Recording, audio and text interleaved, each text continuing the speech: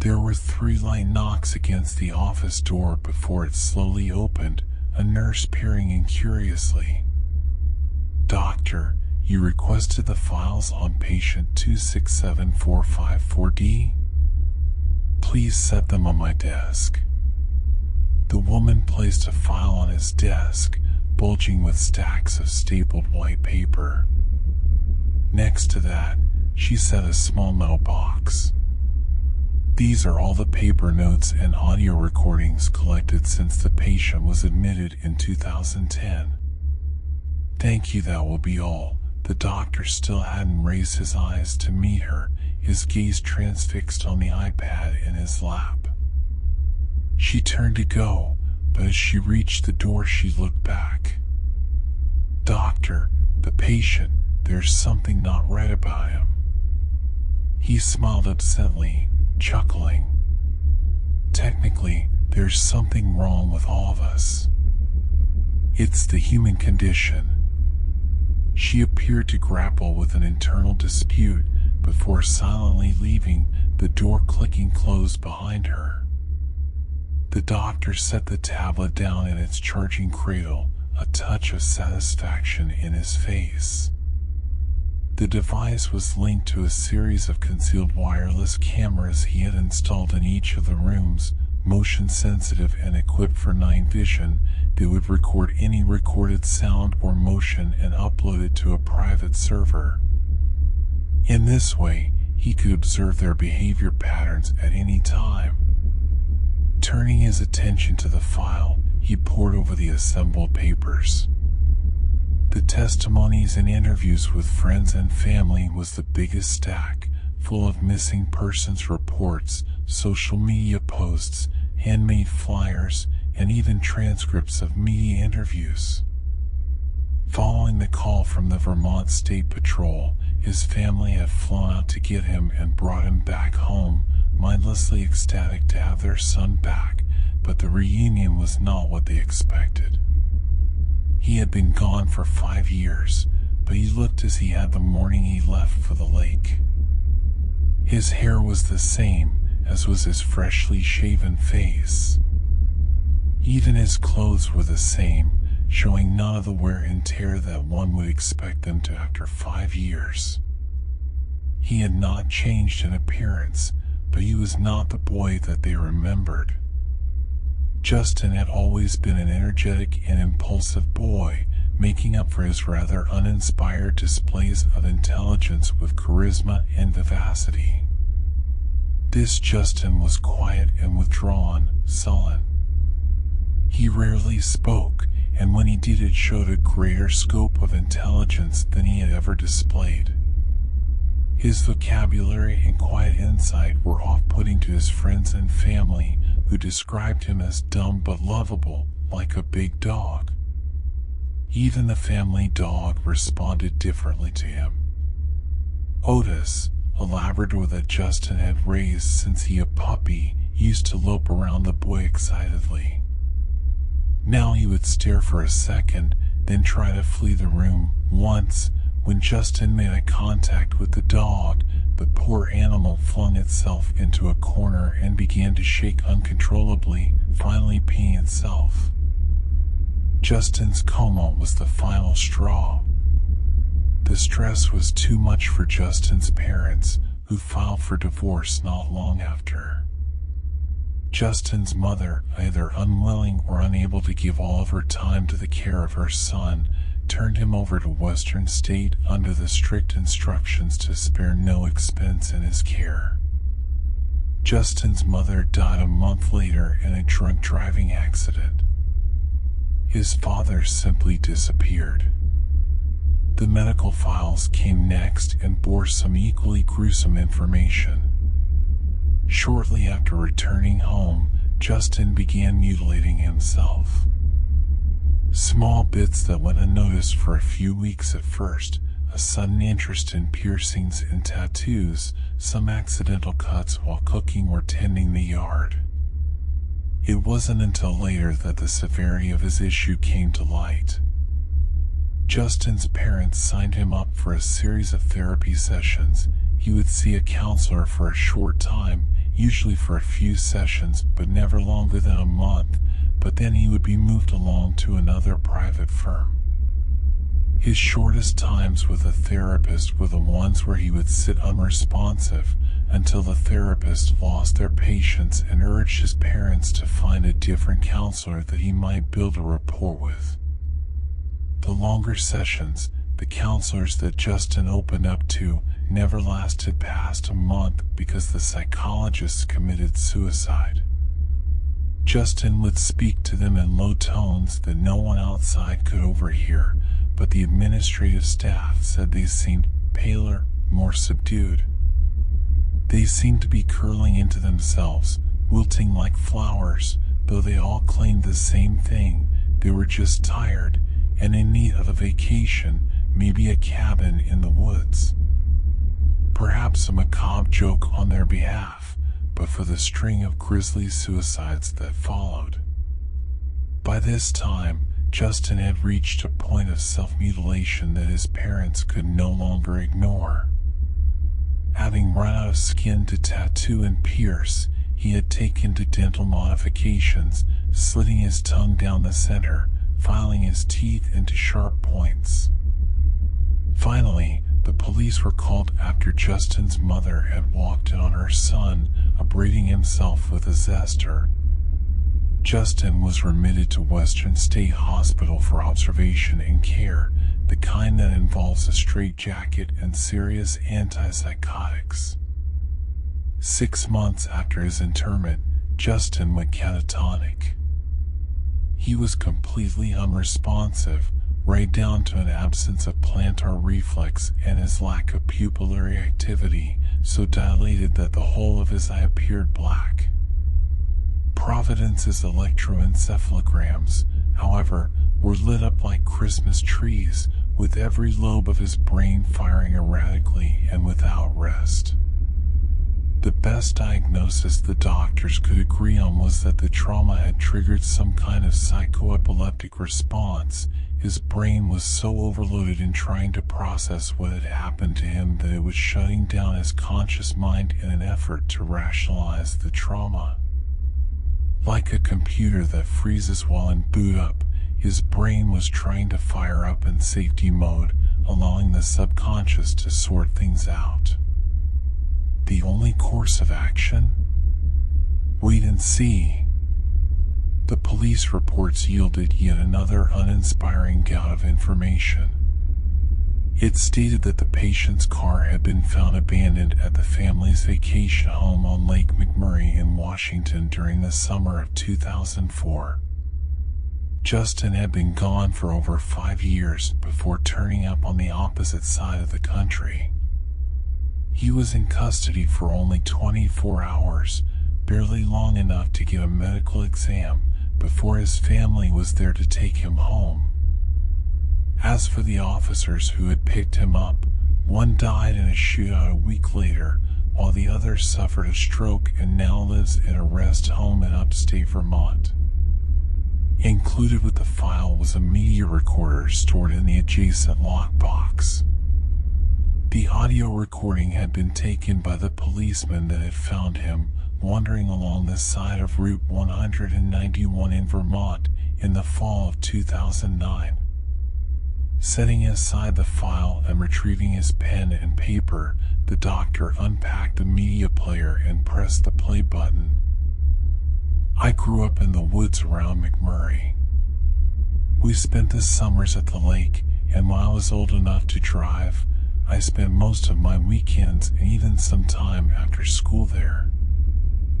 I even skipped school to go. I was drawn inexorably to it, like a moth to a flame or a fly to a pitcher plant. I wandered for hours through the dense evergreens, embroiled in the capricious daydreams of youthful imagination. By the age of 18, I knew the forest for miles around. I walked the faded paths of the pre-centennial loggers and the settlers. I recognized the stone and metal structures of old bridges and railways, faded and fallen into obscurity. I I found an old ghost town eaten by the primal woods after its residents died out or moved on a century ago, and played hide and seek with my friends amongst the tombstones of the forgotten graveyard. We sat in what had once been an open grave, smoking weed and drinking beers we'd taken from the cooler when our parents weren't looking. I knew every inch of that forest. In my youthful ignorance, I considered it my personal verdant kingdom. Dr. Armitage reached across his desk and paused his media player, removing Justin's permanent record from the many bundles of stapled-together papers that he had before him. The patient was a high school graduate, but his grades and the notes from his guidance counselor made indication of him being physically adept, but lacking real mental faculty. His math requirements had been waived due to the impact that being held back from graduating would have had on a young man with a promising athletic career. Words like inexorably, capricious, and verdant were unlikely to be found in the lexicon of high schoolers in general, let alone solid C students who were angling to ride through academia on football scholarships. The psychologist wrote a hastily scribbled note on his legal pad, unnatural dialogue, incongruent against other examples of lingual aptitude. Explore possible recitation of dictated accounts or trauma conditioning. He set the school record aside and resumed the playback. The cabin looked like it had always been there, and I wanted to tell myself I just missed it. But for all the time I had spent in those woods, I knew it couldn't be so simple. Somewhere inside, in the tenebrous depths where the surface of my sanity nestled against the banality of the world, the truth was a grain of sand that kept the two surfaces from seamlessly meshing together. My mind worked the morsel over and over, like an oyster, smoothing layer after layer of nacre over the irritant, rounding sharp edges so that the dangerous or harmful thing could be ignored. I was supposed to see the pearl, but I couldn't accept it. I couldn't ignore the truth. I knew that the cabin hadn't been there an instant before. It didn't appear. It didn't materialize. It didn't walk, run, or crawl into the field of my vision when my back was turned.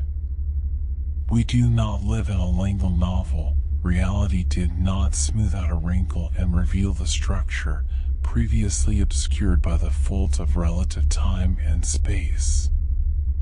It wasn't there, and then it was. Armitage paused the player again, adding the phrase "highly doubt patient has ever read a wrinkle in time" by Madeline Lingle to his notes. Also, why the emphasis on the listener's perception of the world? Patient makes poignant reference to delineate himself from the listener in terms of perception of the world, as if he isn't talking to the interviewer, but to whoever is listening to the recording. He took a sip of coffee, glanced at his iPad, then resumed the playback. I don't remember walking up to the door or opening it. I blinked and I was simply inside. I know the doorknob was warmer than it should have been. I don't remember touching it. I don't remember how it felt, but I know how it was supposed to feel. Body heat warm. The inside was massive, much larger than the outside indicated. My mind told me it was a trick of shadow, but I knew it wasn't. I walked to the nearest wall, touching something that looked like finished wood, but yielded like flesh. I felt the indentations of words and shapes etched into the surface like old scars. I couldn't read them, but I knew the story as I traced the alien sigils. They emerged like repressed memories, appearing with the warm familiarity of childhood reminiscence, only to disappear into lethe as my fingers left the grooves. Each time, they came with a visual, undisturbed crimson, with words and pictures that slowly rose up like ripples, only to vanish into the protein red without a trace.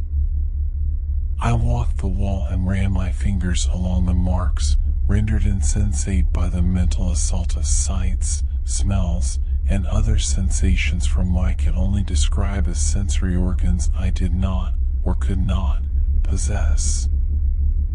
I only stopped when the images blurred and became nonsensical, and when I looked at my hand, I found the wall's smooth hieroglyphs had long since given way to ugly scars, then marbled scabs, and now my fingers were pressed against open wounds that oozed a rancid ichor under the pressure of my touch. I jerked my hand away, but the viscous slime clung to my skin. It was cooler than the air within the cabin, which felt swelteringly hot, and my fingers tingled like the lips do after a long drag on a menthol cigarette. I watched, transfixed, as it began to dissolve my skin. I felt no pain, just a gentle tingle, and by the time I wiped the slime off on my shirt, my fingers were smooth and pink. The wrinkles, freckles, scars, even the nails were gone. The fingers of my left hand looked like they belonged on an unfinished mannequin. The doctor paused the player and removed an emergency room admission report from his stack of papers. The medical examination that the patient had undergone indicated no malformations to the patient's hands.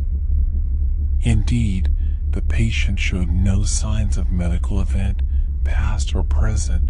His vitals were strong and steady. His blood tests showed a complete absence of foreign substances and exceptionally normal levels of white and red blood cells. Any and all deviations from standard health and well-being occurred after he returned home. Shrugging, he pressed play again. It was now I finally realized that the room was much darker than when I entered. Through the windows I could see blackness. That nightfall had come while I was lost in my reverie. Somehow, through an unseen source, a warm, dull glow permeated the room around me. The room was also filled with noises, scraping, wet breathing, groans and sighs echoed throughout the lidless expanse of the cabin. The periphery of my vision was alive with inhuman shapes that made the shadows seethe and boil. Sometimes a shape would partially emerge for an instant, a hand with long and filthy nails, a hulking ape-like silhouette, rotted leathery wings, or a featureless white face, before vanishing back into the inky nothingness. I do not know how long I stood, frozen, before I became aware of something in the center of the room before me. It was a woman, pale and perfect, not because she was truly fair of skin, but because I was fair, and her haze was of a type to make her relevant to me. Her delicate fingers beckoned, not just to me, but to the other things around us. Her smile created a strange blend of desire and terror in me, ruby lips that promised sex and ecstasy, eyes that threatened agonies where people should yet cannot die. I should have run, but it would have killed me to turn my back, because I had never wanted anything so badly in my life as I wanted this unspoken thing she offered.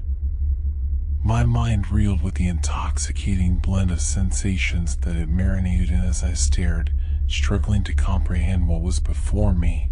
I saw what my sanity needed to believe it was, a phantom shaped by concepts of beauty and gender normativity instilled by social directives.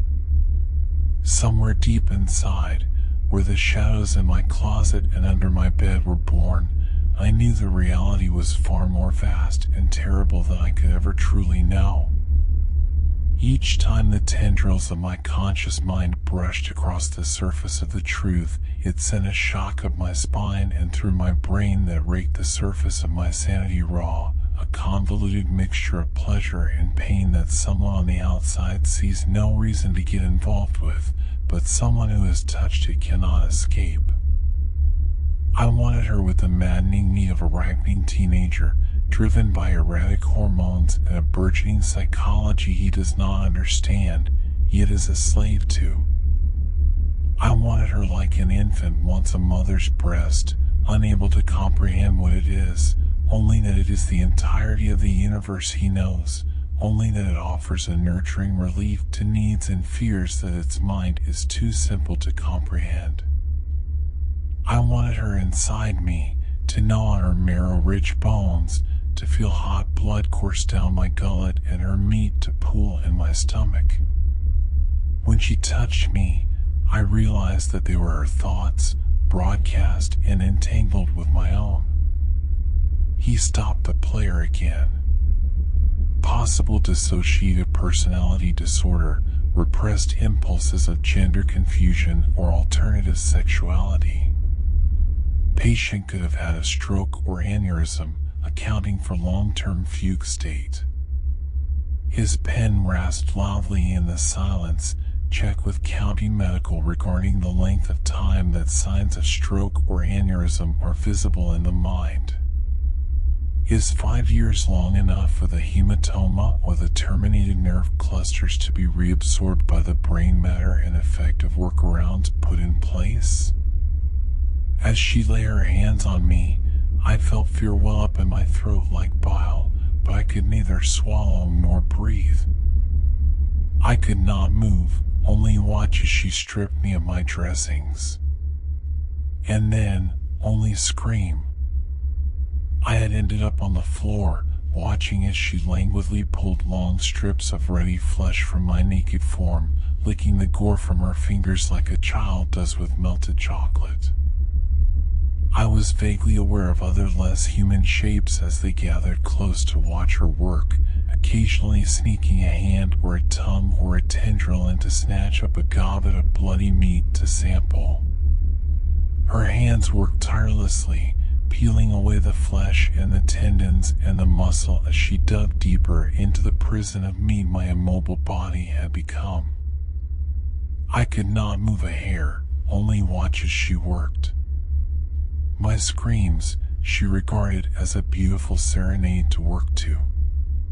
She peeled my fingers with great concert, singling out the hair-like nerves, making sure not a single iota of the agony would be missed.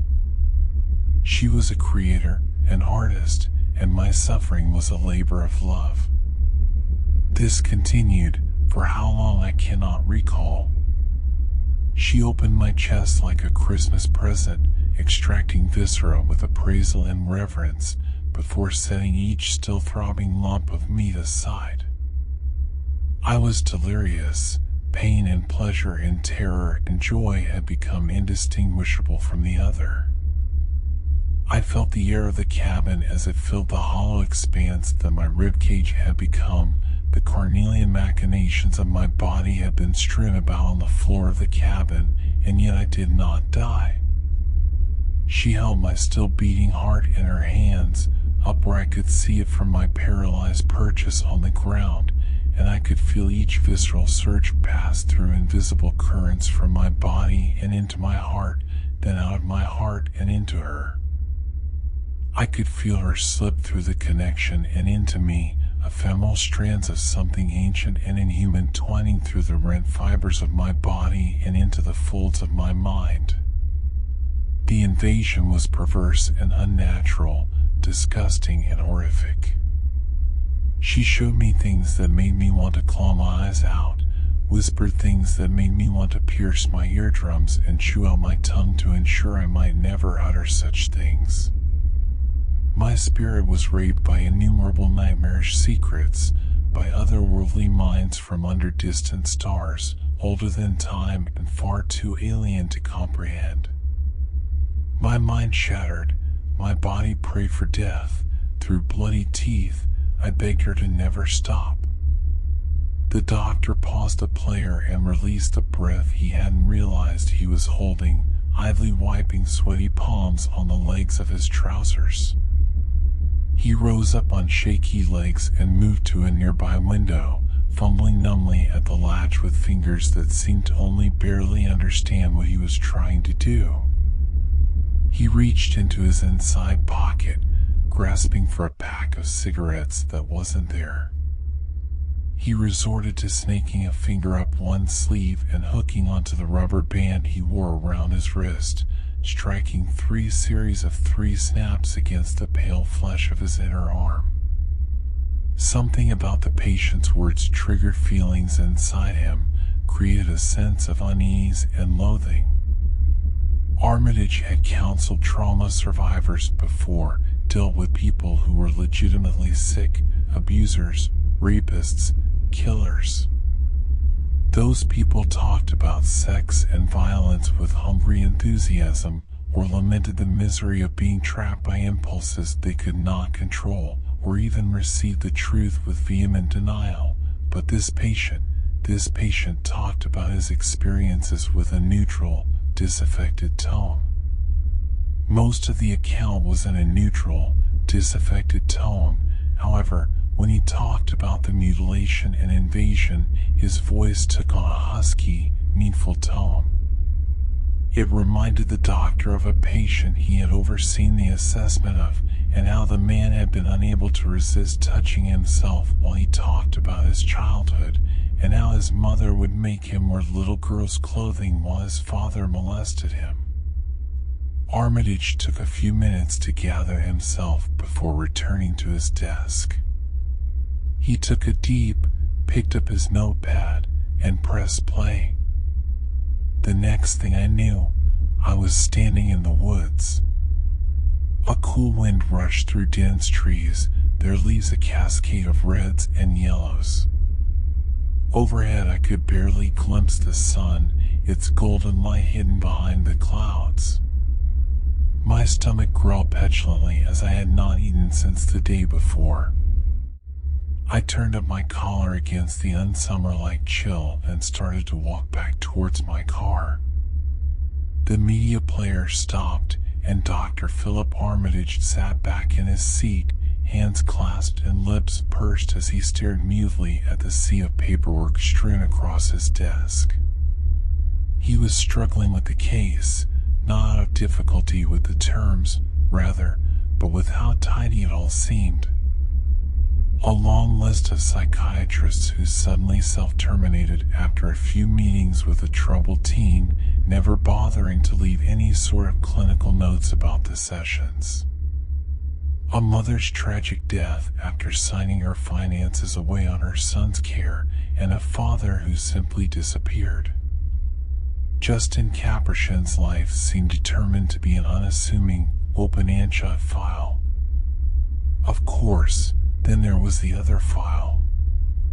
While searching for information about any therapy files that might have made it onto the deep web, Armitage had found a conspiracy page revolving around a long series of cold cases that were being collectively titled the Nephilim suicides.